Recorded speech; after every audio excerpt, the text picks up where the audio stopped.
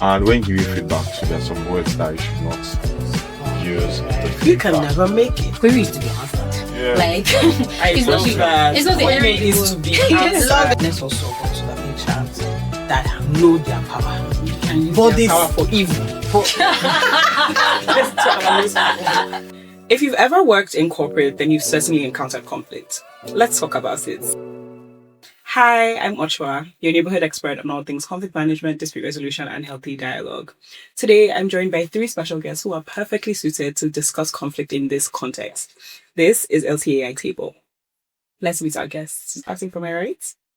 Hi, my name is Salami Ajake. I'm a human resource consultant. I work in the tech industry.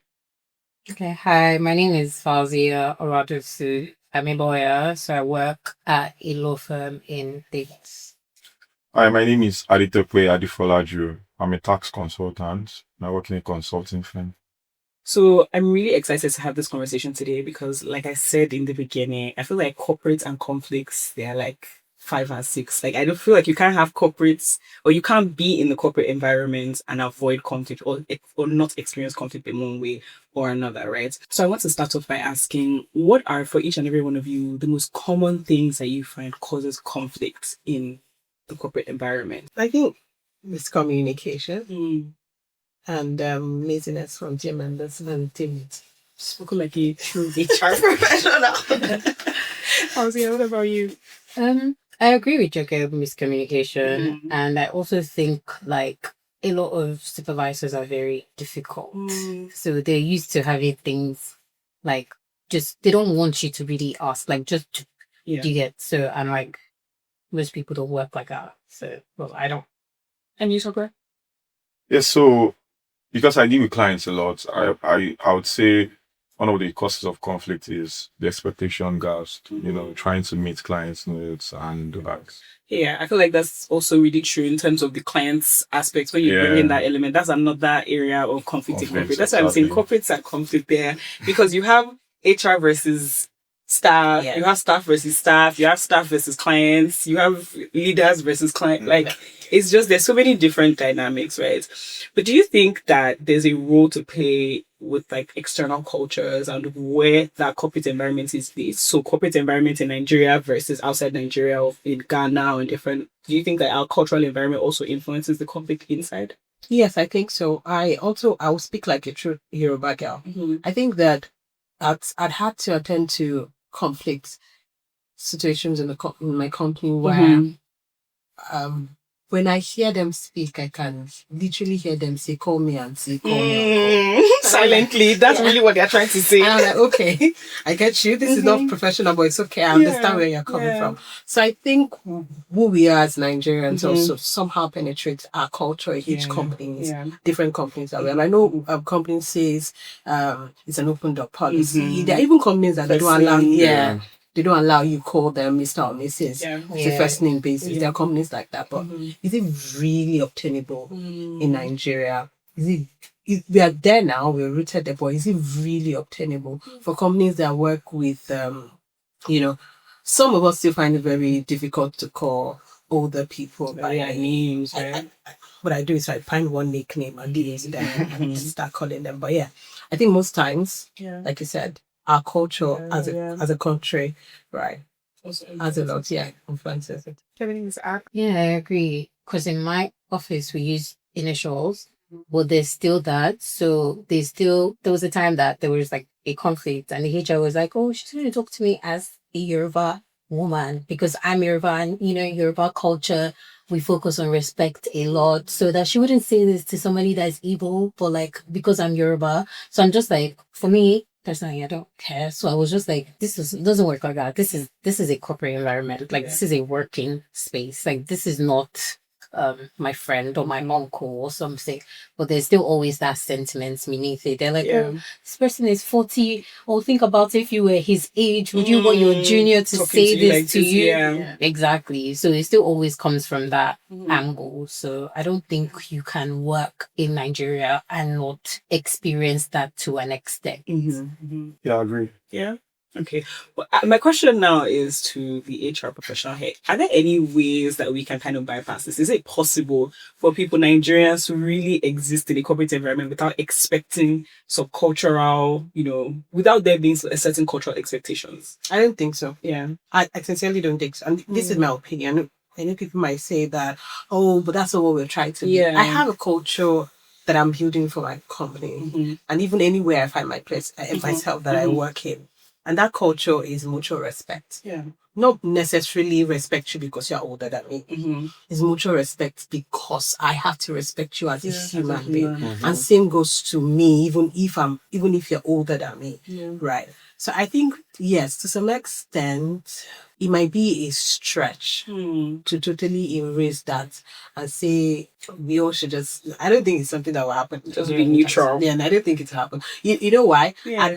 I met someone on the elevator at the time, and then we're all asked to stop because he's riding. Is the owner of the building. Okay. Yeah. So this is not even respecting age. This is respecting status. And the first thing that came to my mind is my staffs are downstairs going to work. I paid for the building that we are occupying. I don't care that you're owner of the building. Don't tell me to stop for free. Yeah, I'm not working here for free. We paid, right? Yeah. And then the security are telling me, oh, he's the owner of the building. I'm like, so because he said that now, all of us should just. Nigerians like to show themselves. Yeah, so that you need to. So we're gonna add something. I just feel like it's based on everybody's orientation and that's your upbringing. That plays a very vital role. Yeah, for sure. So I've seen people talk to people anyhow in the corporate space. Can share from my experience as well. But then I don't think it is correct. I just feel like you have to be consequences for some actions to limit this, disrespect when it comes to communication and as it leads to conflict as well. So I like that we've taken it back to communication because I know at the beginning Ajoke had pointed out that miscommunication is like a major force or source of conflict in the corporate environment. But to what you said, Tope, you said some people talk to people, you witness people talking to their superiors anyhow. But what is anyhow? Is anyhow like objectively disrespectful? Or is anyhow influenced again by our cultural orientation that you think someone standing up for themselves or pushing back against oppression, if I can use that word, does that then translate to anyhow? So both ways, right? I feel like you have to be constructive when speaking to your subordinates or your superior. You don't have to use condescending words. Right. I manage a lot of engagements and I have subordinates on them and I'll speak to them. So you can't just talk to them in a commanding tone. And it doesn't mean that you have to be doesn't mean that you don't have to be firm. You still have to be firm while trying to communicate your expectations and trying to give out assignments. But you can't talk to people in a condescending manner or try to make them feel less of themselves. Right. So I just feel like at the end of the day, words have meanings. So and for the HR guys too, these are the things that you have to train people that are coming to the organization. So this is how we speak, this is how we talk. The culture in the organization also play a very vital role. You understand? So that's it for me. Okay. I wanted to touch on that because I know that in my little experience working in the corporate industry, that has also been a point of conflict for me where it's like I'm communicating the way that I feel like I should be communicating if I feel like I'm being spoken to in a way that makes me uncomfortable. So I feel like I need to stand up for myself. But then instead of it being recognized as standing up for yourself, it then is taken as you're being disrespectful, you're being rude, and then the conflict now escalates. And then you end up looking like the aggressor. So let me add something. So when I joined consulting industry, right, I had a senior that used to talk to me anyhow in a very condescending manner. But I'm a very confrontational person. I like to speak up. I'm not scared of anybody. I'll just speak up. You love it. Yeah, so at some point, she was in her house. So I was in the office around like 10 p.m. trying to file my client's tax returns. And she said, what are you doing? I'm working for different clients, like trying to file different clients' tax returns simultaneously. Can't be asking me what I'm doing.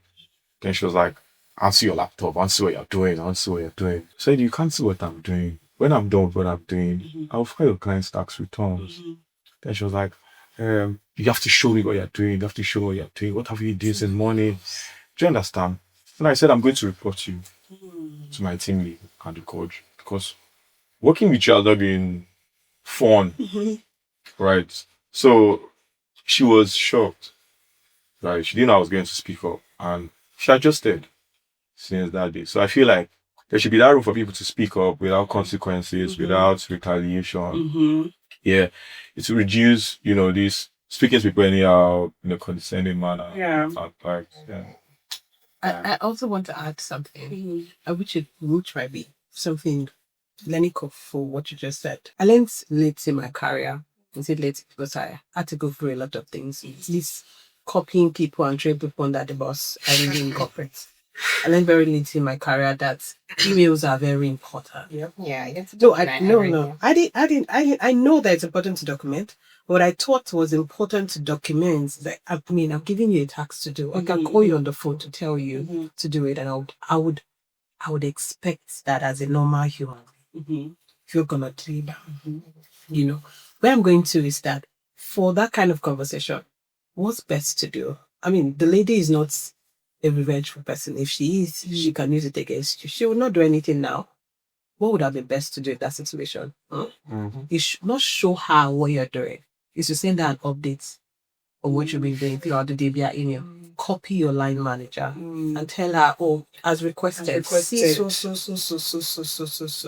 I remember on the call today at so time you had requested to see what I was doing. I was filing on this, I was filing on this, I was filing on this, I was filing. Thank you very much. I keep it pushing. You know what that does? You know what that does? And that's why I said I learned it late in my career. And what that does is not you just putting visibility on yourself. It's also telling her that if you do too much, I'll drag you. And I'm not dragging in a way that I'll have to talk to you and people will tell me that I'm disrespectful. I'll drag you in the most professional way that even your bosses have documents to see that you're overdoing. You've been misbehaving. Yeah. I love that. I love that tactic, honestly.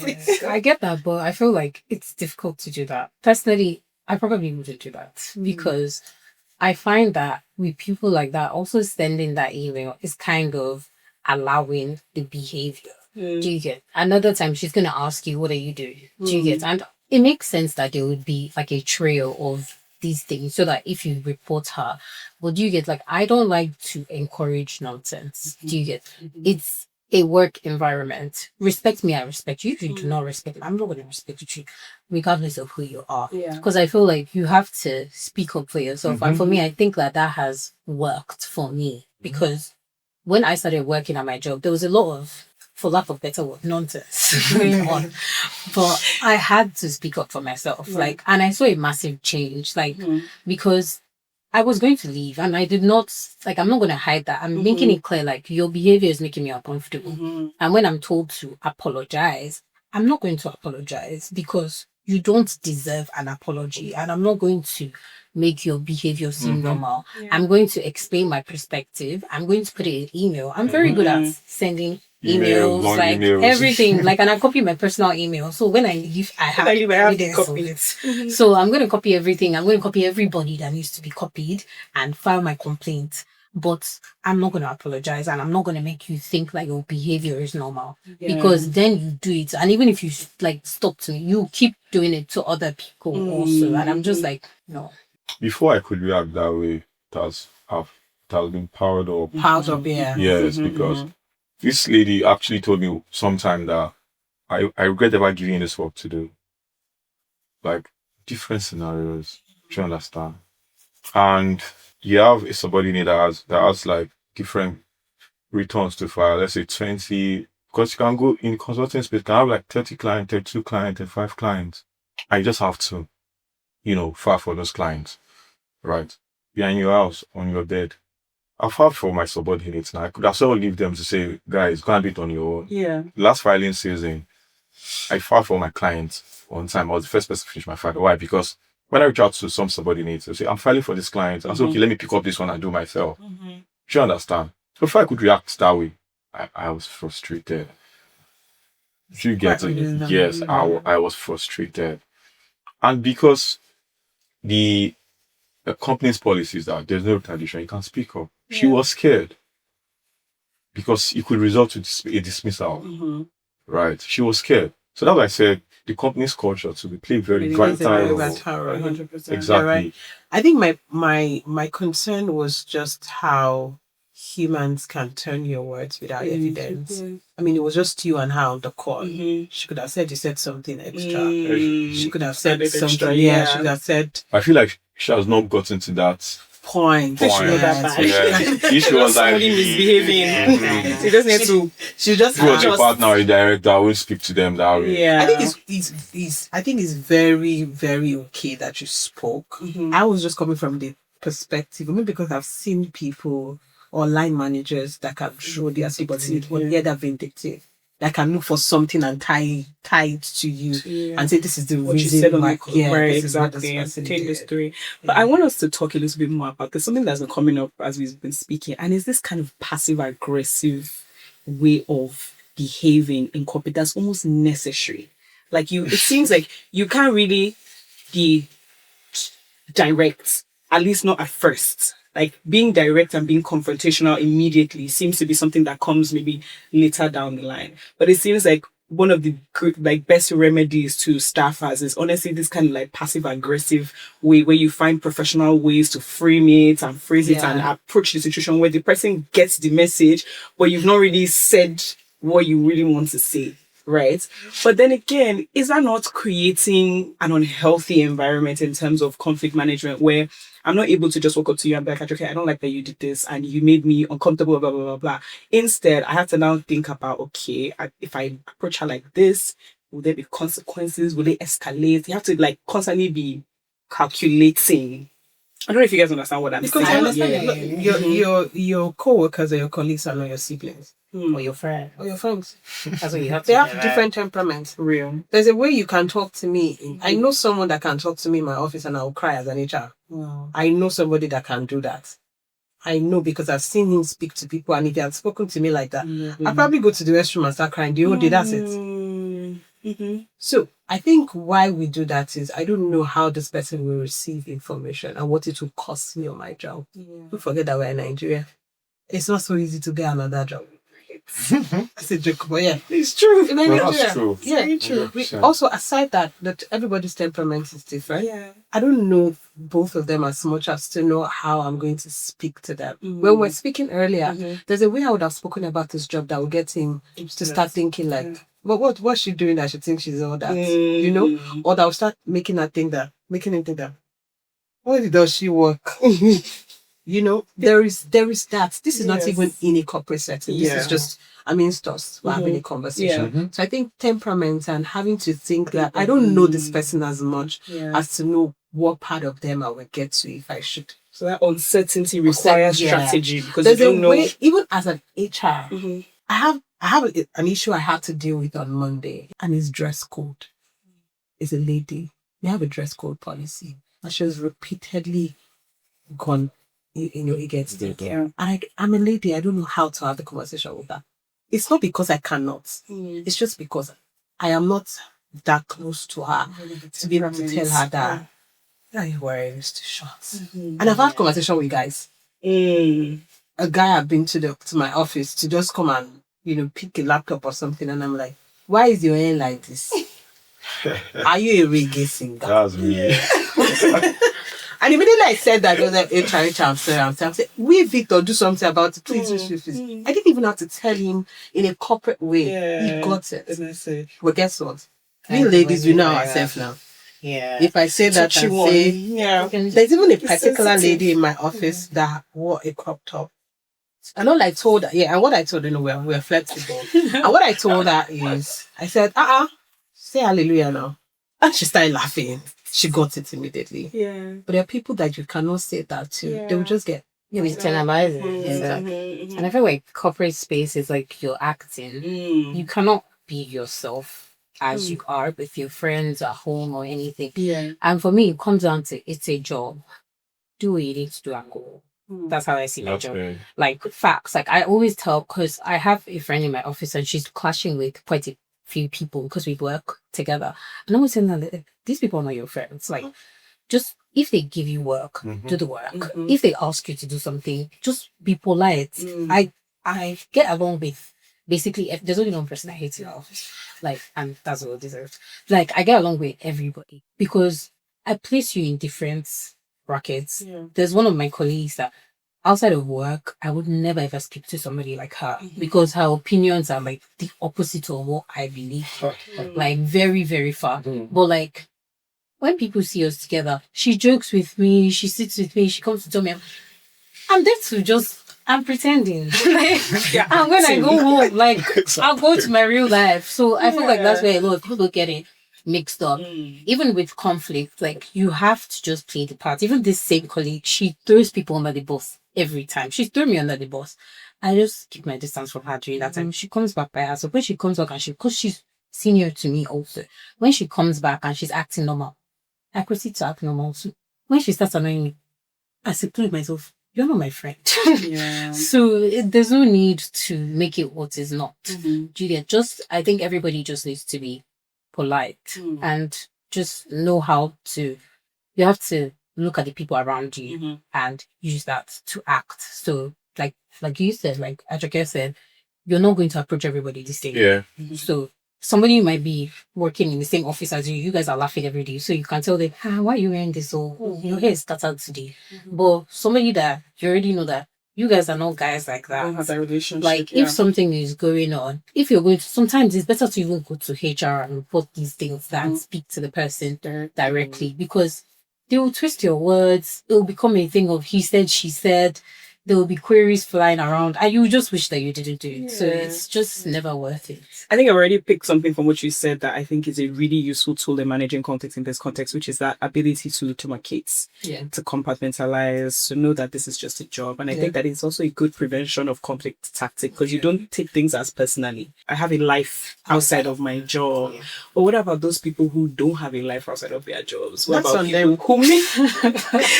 people who make their jobs their lives? And then all of their friends, there are people that even get married from their office, they meet their partner, all their friends, and all their friends and their colleagues. I think it's both ways, right? Like you can be professional, like I want to do my job and go, and you can still have some good relationships with people outside work, and so it has the advantage and its disadvantage. Like it could be that yes, you're trying to be professional, you don't want to have anything to do with the outside work. But at times, it could resolve conflict as well because you have an external relationship. Kind of build that bank. So there's a bond. You guys understand yourself to some extent. That's also very insightful. I think there's something that I don't know how I've done it, but I'm very good at it. Building that side bond. I know my colleagues and my friends who sit. I had my one of my best friend right now, someone I met at work. So yes, you can find a good relationship at work. Yeah. Yes, you can. And my current colleagues at work, when we have, and there's also an HR thing that I had to learn because I know I cannot speak to if I don't know you. It's a leadership trait that I also had to learn. Yeah. Aside being an HR, so in dozens of spaces. So I know that if I don't know you, I cannot lead you. So I need some information about you that tell me how to relate with you. I know my colleagues that are in different part of their life that I know. For example, someone that's planning to get married and is complaining about work. First thing I want to talk about is where it is, where is it going? Person will feel relaxed that child cares. But yeah, I actually do care. But it's just like if I don't know that person enough to have that have that part that connects us, that the person will think, if I speak to HR about this, she understands what I'm saying, or she understands what I'm coming from. So it's actually very important. What you said is good, but it's also important to have relationship with people at work. That kind of thing. I love that. I think there has to be balance. So you have to be able to compartmentalize, but you also have to build those little bonds on the side as like pathways for resolving conflict in the future. I know that there's something I always say when it comes to resolving conflict, you have to know yourself so that you can honor other people. So that understanding of a person, if you don't know enough, you can never manage conflicts properly. So I love that you guys have mentioned that as well. There's another thing that came up earlier. I think everybody has kind of said it in one way, which is about values and company culture, right? And from my understanding, values can only be established by leadership predominantly. So it's what the head is. It's what the head is, promoting and highlighting as the company's culture, as the company's values, that will pass down and spread around the company. So how do we balance, or how do we bring those two together when we know that a company's culture and the company's values are set by its leaders, but you also have leaders who, when they hear what's going on in their company, they are confused? Okay, I think periodic like reviews or feedback or survey, right? Make people. I mean, you publish questions for people to answer. Then, because to be very honest, they are busy people. What they want to do is business development, get jobs, get money. That's the essence. So you have an HR that does all of that. Then you just try to take the feedback and have a good session with people to discuss it. Well, I would say like for me, I don't think I worked maybe because where I work is like a smaller law firm. Yeah. So I feel like it also has to do with personality. I'm not gonna lie, when I'm not happy, everyone is gonna know. I say I get along with everybody. I talk to my partner, everybody, like, you know. But if I'm not happy, they're gonna know. So they're gonna ask me what's wrong, and I'm not going to sugarcoat it. Like obviously there's still ways that you would say it out of respect and the fact that this is your boss and this is where you work. Like, but like I feel like a lot of people just keep quiet and think that their voice doesn't matter. I'm going to say it so that if nothing is done, then I know that I've said it and I was not heard. So now I can make my decision based on that. Every work environment is different. So it's possible that they will be angry if you say it. But like I feel like sometimes, even if it's your HR or somebody close to the HR that you say these things to, that goes back to the HR. And the HR is supposed to communicate with management. So if management doesn't know, then it means HR is not doing their job effectively. There's also the other side of people just keeping quiet and taking things. So, and I find that that's the case in most instances. So even HR doesn't know. I want Ajoka to touch on it because we've called out HR a few times already now. So I'm taking part of like, sure. Why is that happening? I don't know. Okay, so I think that, but back to what you said, when leaders set values or sets, vision and mission, I think it is very important, and this is to CEOs and leaders in companies and whatnot, that it is important that you embody whatever you are setting. That thing that they say in corporate open door policy, it works, and it works in my company. I don't work for any other company. It also works here. So what I'm trying to say is, when leaders, this is like I said to leaders, when you do embody, let us see it. That is an actual thing. Let us see that when you come to the office, when you say that you'll do something. One of our surveys that we shared, one of the questions is, does the leaders embody the value of the company? The second one was that, do you trust the judgment of the leaders in performance review? Do you know what that means? It means that if they give you, if you Can you take the feedback? can you take? Like, do you trust? do you trust that they know what they're saying? Yeah, exactly. Do you understand? So as leaders, it is important. We know that we're speaking as colleagues and people working, but leaders, to you too, be the billboard, be the working Bible of the values of your company, so that people will see and they will emulate you. They will do. You can only speak to people on things that you are doing right. If you have set a value and you're not shining through, you're not showing it. You can't tell me I'm not doing right, because you are not doing it. It's not about you just sit. I don't think leadership is about sitting down and waiting for people to come and give you feedback. I think people do even forget that this is the mission and the vision. If you're not living it, it just kind of gets lost in transition. Okay. Thank you so much for that. Okay. So how do you navigate getting past those fears, especially in conflict situations, when you're unhappy, when you feel like someone is treating me in a way that is, if we were outside of this corporate environment, I already know how I will handle this. I know how I will treat you. But because I'm in a corporate environment, I can't do exactly what comes to mind immediately, because you have that fear in your mind of, what about this? What about that? How do you navigate those situations? So, but you want to take it away? I think you should go first. Me? No.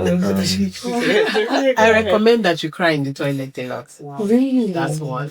You need to help it. First, number one, crying to get it out. Yes, and to get your emotions to a state where you then won't have the conversation. You're not talking from an emotional perspective. Fair enough.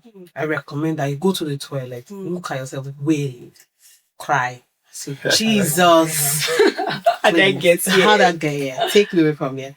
And then afterwards, I think was important. One of the things that you do for me in my company, a lot of people do it a lot to me, is Joke, I want to talk to Joke and not the HR.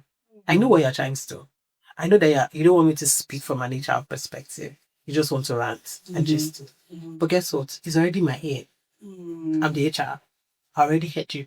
So somehow, somewhere, I would relay the information without saying it that you said. That's somebody reported something. Okay. So it's not that we didn't report. We may have an X problem. Yes. We need to address. Do you understand? That's because you're a good HR. So I'm saying she already told us that at the beginning that she's the good HR. It's a nice HR. I'm saying this because most often than not, don't forget that HRs don't have the power to do so much.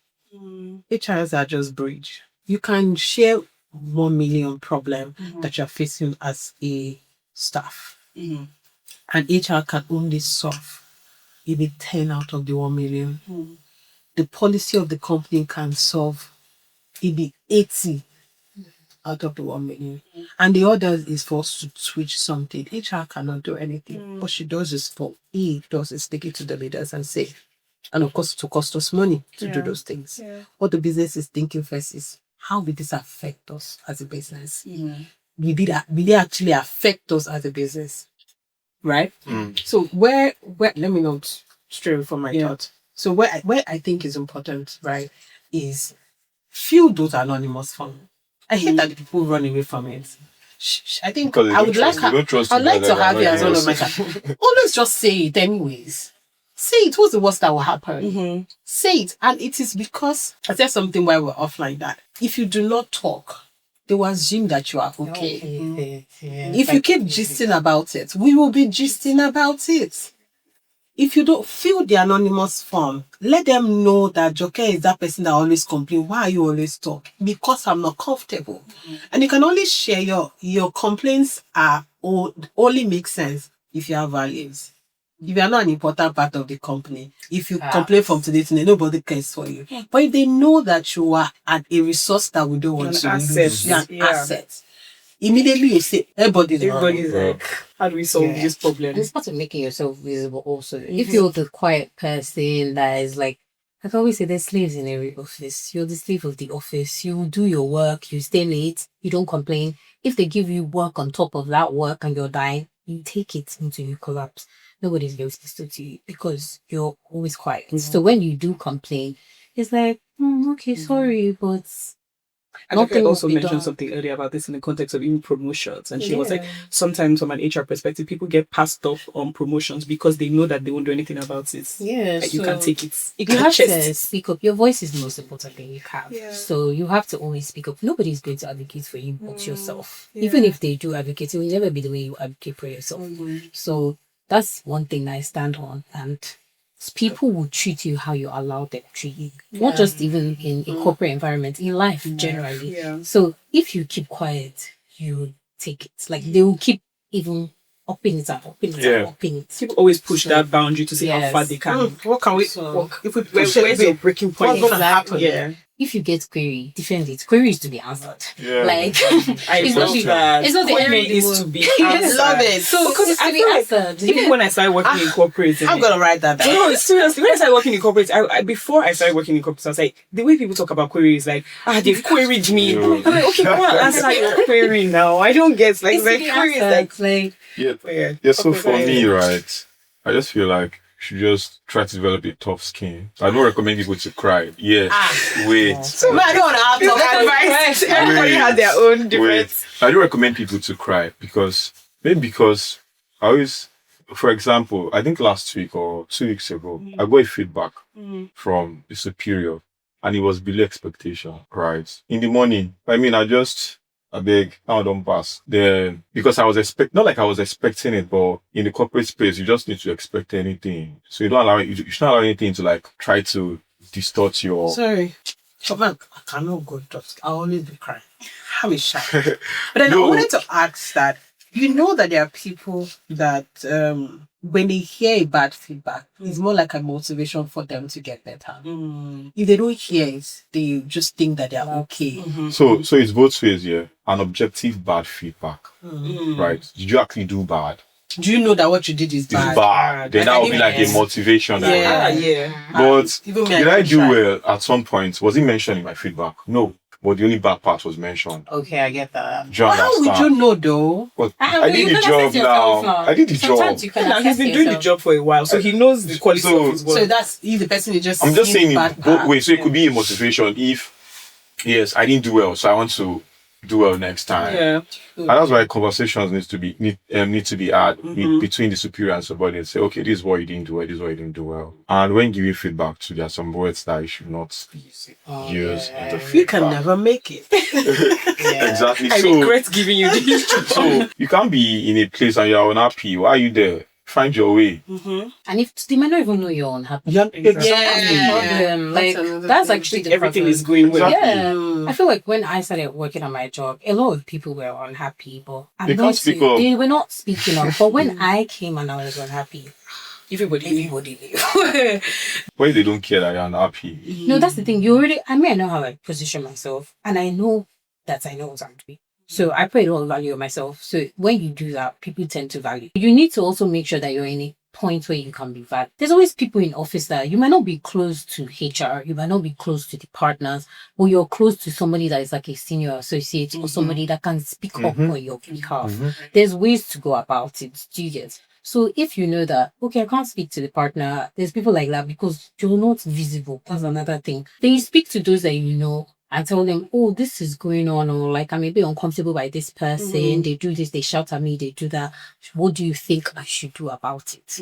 Do you get? I want to speak to HR, but I feel like HR probably takes the other person's kind. The other person, the senior associate, might speak for you, and because they're in a better position than you, the firm, the partner knows them, or maybe HR, they're a good employee, they've been there for a while, they will listen to them. But if you're quiet and you cry every day when you go home, or you go into the toilet, you cry, you wipe your face, you That's the end. And that's the end. that's the end. Past- After the crying, nothing happens. Nothing is going to happen. Nothing is going to change. In fact, it will get worse. Yeah. So I agree that HR is a bridge, or should be a bridge, between employees and leadership.